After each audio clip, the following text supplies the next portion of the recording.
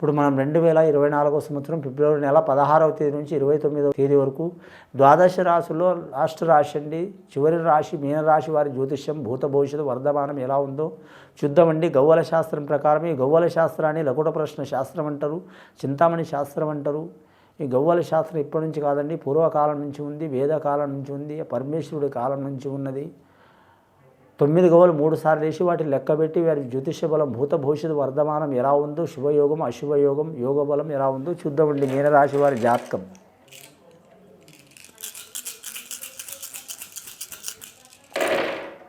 మొత్తం 7 గవ్వలు పడ్డాయి వారి జాతక బలానికి. కేతు మహారదశ మంచిగా ఉందండి వారి పేరు మీద. తీర్థయాత్ర ఫలప్రాప్తి వస్తూ ఉన్నదండి వారి పేరు మీద. వారు మొక్కిన దేవుళ్ళు కావచ్చు, ఆకస్మికంగా మాత్రం వారు తప్పకుండా మాత్రం ఖచ్చితంగా మాత్రం దేవస్థానాలు మాత్రం తిరిగే అవకాశం ఉన్నదండి వారి పేరు మీద. అలాగే కులదేవత ఆరాధన చేసే అవకాశం ఉంది వారి జాతకంలో. మీనరాశి వారి జాతకంలో చూడాలంటే మాత్రం సప్తమ స్థానం మాత్రం శుభయోగం, గ్రహాలు శుభయోగంలో నడుస్తున్నాయి కాబట్టి వారికి మాత్రం ఏ పని చేసినా కలిసి వచ్చే అవకాశం ఉంది. వివాహ విషయంలో తిరుగు ఉండదు. ఇష్ట ప్రకారం వివాహం చేసుకోవాలని వారు కలిసి వస్తుంది. అలాగే పెద్దల నిర్ణయించి వివాహంలో కూడా కలిసి వస్తుంది. రేవతి నక్షత్రం వారికి రవి మహారదశ వారికి మనకు కలిసి వచ్చే అవకాశం ఉంది. ఉత్తరాభద్ర నక్షత్రం శని మహారదశ ఉన్న వారికి కొన్ని ఇబ్బందులు వచ్చే అవకాశాలు ఉన్నాయి. వీరి జాతకంలో చూడాలంటే లక్కీ నెంబర్ వస్తుంది, వీరికి 3 వస్తుంది, 8 వస్తుందండి. అలాగే 1 వస్తుంది వీరి జాతక బలానికి. గురువారం, ఆదివారం, శనివారం కలిసి వచ్చే అవకాశం ఉన్నది వీరి పేరు మీద. వీరి జాతకంలో చూడాలంటే మాత్రం నవధాన్యాలు దానం చేయటం చాలా వరకు శుభయోగం. ఆల్రెడీ వీరికి ఎల్నాటి శని ప్రభావం మొదలైన కానీ మాత్రం అంతగా నష్టం చేసే అవకాశం లేదండి వీరి పేరు మీద. గురుబలం మంచిగా ఉంది, కేతుగ్రహ బలం మంచిగా ఉంది. సప్తస్వరాల గవ్వలు పడ్డాయి. శుభలగ్నం జరిగే అవకాశం ఉంది ఇంట్లో. వివాహం చేయటం కానీ, గృహం కట్టడం కానీ. అలాగే వీరి జ్యోతిష్య బలంలో వ్యవసాయదారులకైతే తిరుగు ఉండదు. 2 పంటల్లో కూడా కలిసి వచ్చే అవకాశం ఉంది. అలాగే పాల ఉత్పత్తిదారులు కూడా కలిసి వచ్చే అవకాశం ఉంది. అలాగే చేపలు రొయ్యల వ్యాపారం చేసేవారు కూడా లాభయోగం ఉంటుంది. పండ్ల తోటల దారి వారికి. అలాగే మాత్రం వీరి జ్యోతిష్యంలో చూడాలంటే మాత్రం చెట్ల క్రియల వారికి, నర్సరీ తోటల వారికి కూడా కలిసి వచ్చే అవకాశాలు ఉన్నాయి. ముఖ్యంగా ఈ మీనరాశి వారి జాతకానికి మాత్రం దృష్టి దోషం అధికం ఉంటుంది. లేనిపోని ఇతరుల గొడవలు వీరు ఒంటి మీద తెచ్చుకునే అవకాశం ఉంటుందండి. మీనరాశి వారు ఎవరి చేతిలో చిక్కరు, ఎవరిని బాధ పెట్టరు కానీ మాత్రం శని క్షేత్రస్థాయిలో ఉన్నది కాబట్టి లేనిపోని గొడవలు తప్పకుండా వస్తాయండి. దానివలన చాలా జాగ్రత్తగా పాటించాలి అని చాలా వరకు పెద్దల బాధ్యతలు వీరి మీద పడే అవకాశాలు ఉంటాయండి. పెద్దల బాధ్యతలు అంటే తల్లిదండ్రులది కావచ్చు, తాత ముత్తాతలది కావచ్చు, లేదా వారికి వయస్సులో బట్టి వారిని నమ్మిన వారు గురువర్యులు కావచ్చు. పెద్దల బాధ్యతలు వీరి మీద పడతాయి.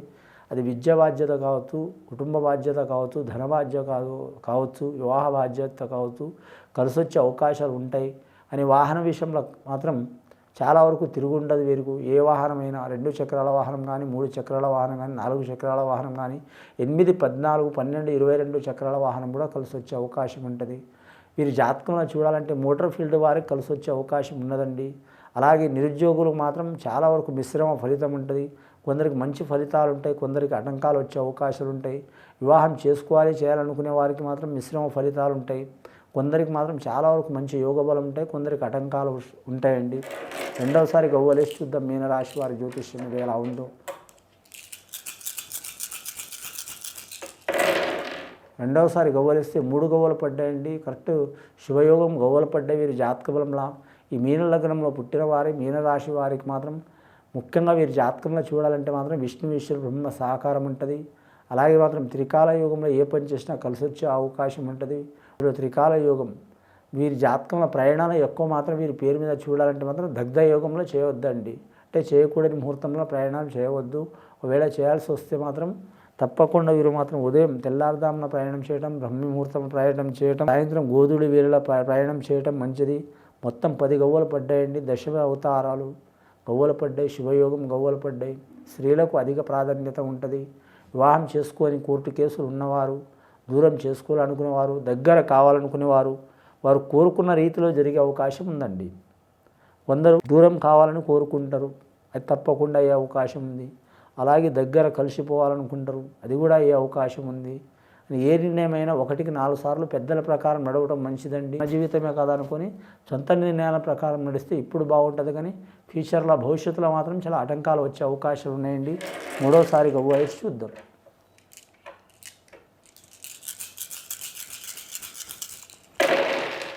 మూడవసారి గవ్వలిస్తే 3 గవ్వలు పడ్డాయండి. గురు మహారదశ 2 సార్లు పడ్డది, కేతు మహారదశ 1 సారి పడ్డది. గవ్వల శాస్త్ర ప్రకారం వీరికి మంచిగా ఉందండి.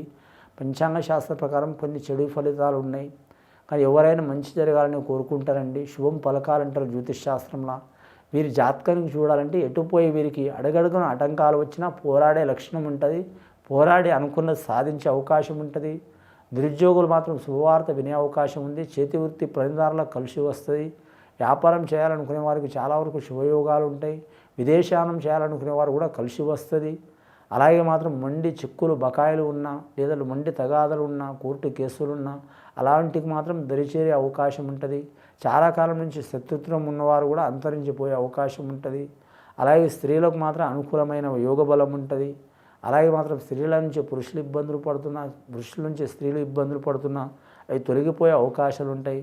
పెద్దల నుంచి మాటలు పడుతున్న వారు పెద్దల నుంచి సహకారం అయ్యే అవకాశం ఉంటుందండి. అలాగే విద్య విషయంలో చెప్పాలంటే మాత్రం వారు చదువుకునే రంగంలో మాత్రం ఒకటి కాకుండా 2 రకాలుగా చదివే అవకాశం ఉంటుందండి. పెద్దల ఇష్ట ప్రకారం చదివే ఒకటి ఉంటుంది, స్వతహా నిర్ణయం ప్రకారం డిగ్రీలు మార్చే అవకాశం కూడా ఉంటుంది వీరి పేరు మీద. ముఖ్యంగా మాత్రం రక్షణ రంగంలో కలిసి వస్తుంది.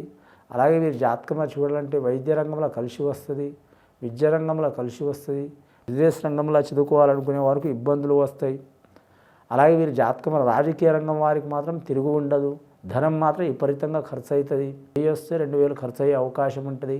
వెండి బంగారం అచ్చుబాటు ఉండదు వీరి జాతకానికి. భూమి అచ్చుబాటు ఉంటుంది, వాహనం అచ్చుబాటు ఉంటుంది. అలాగే వీరి జ్యోతిష్య బలం ప్రకారం చూడాలంటే మాత్రం ఏదైనా సరే మాత్రం కొన్ని ఇబ్బందులు, చిక్కులు, చికాకులు వస్తే మాత్రం మొహమాటం లేకుండా ఏదైనా సరే ముఖం ముందర మాట్లాడి చేసుకోవడం మంచిదండి. డొంక తిరుగుడు మాత్రం పోవద్దు వీరి జాతక బలానికి. మొత్తం 13 గవ్వలు పడ్డాయండి. 13వ సంఖ్య వీరి జాతక బలానికి మీనరాశి వారికి కలిసి వచ్చే అవకాశమే ఉంటుందండి.